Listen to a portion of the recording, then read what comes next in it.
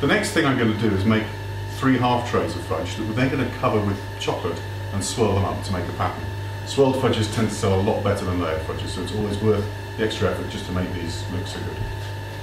First one is going to be just a vanilla and chocolate swirl, so I'm going to pour out half a tray of vanilla fudge.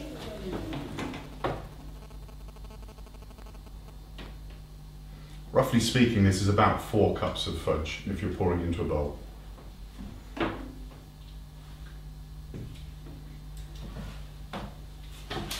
I'm just going to leave that there to one side. And then make an orange fudge.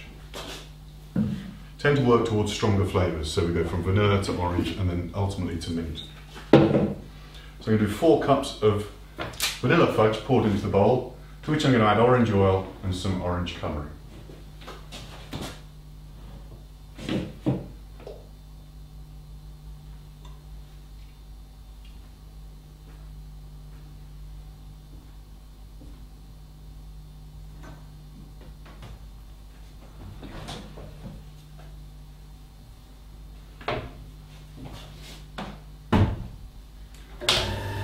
Put the mixer back on in between these just so it keeps the fudge nice and liquid.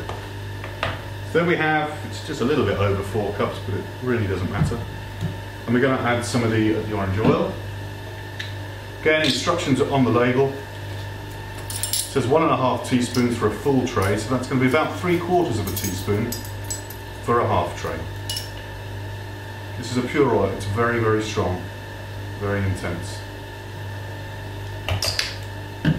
And then a little bit of colouring to suit. We have various types of colouring. This is a liquid colouring, it's an artificial one. These pastes are fantastic and they're not too liquid, which means they don't water down the fudge. For now I'm going to use the liquid colouring because that's what most people tend to choose. The colouring is entirely up to you. I would never add it straight to the fudge because you'll end up with a very, very strong colour otherwise.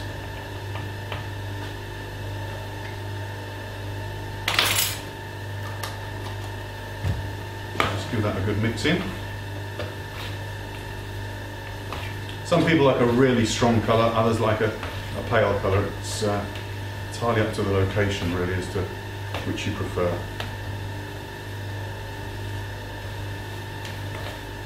That's a fairly delicate orange colour. Pour that straight into a tray.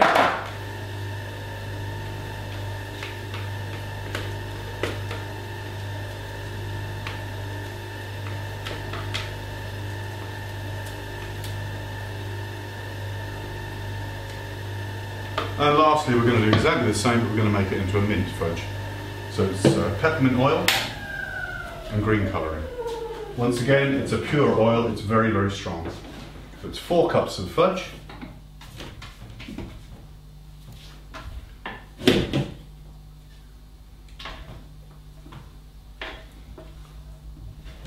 When you get down to the very end of the kettle, you do tend to sometimes have to help it out a little bit, particularly in the summer if the fudge is very thick.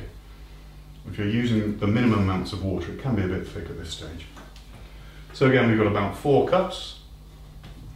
You get between 5 and 6 trays of fudge from one batch. It depends a little bit how thick you make the trays, how deep you make the trays. So again, we've got a little bit more than 4 cups there. I'm going to add some mint oil to it. This is even stronger than the orange, it's just a teaspoon in a whole tray. So I'm going to use a ½ teaspoon measure.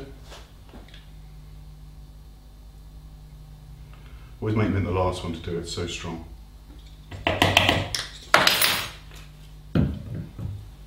And then some green colouring.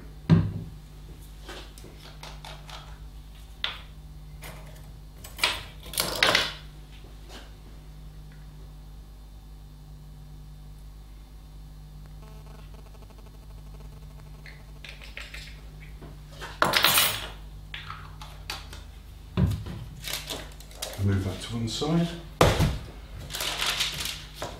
I'm going to stir that in.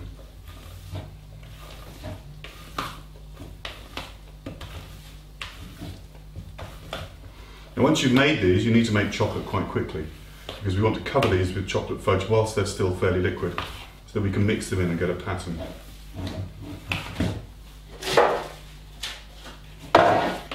Put that straight into a tray.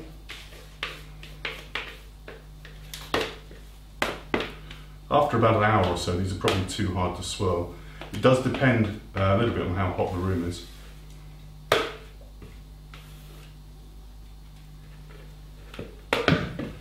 Well, again, put that to one side, ready for swirling. And now we're going to go and start to make some chocolate fudge. There's no need to wash the kettle up. We go straight into chocolate fudge now, with the remnants of the vanilla still inside the kettle. If you weren't making a swirl, you'd probably go into making a caramel fudge now, and then finish with chocolate.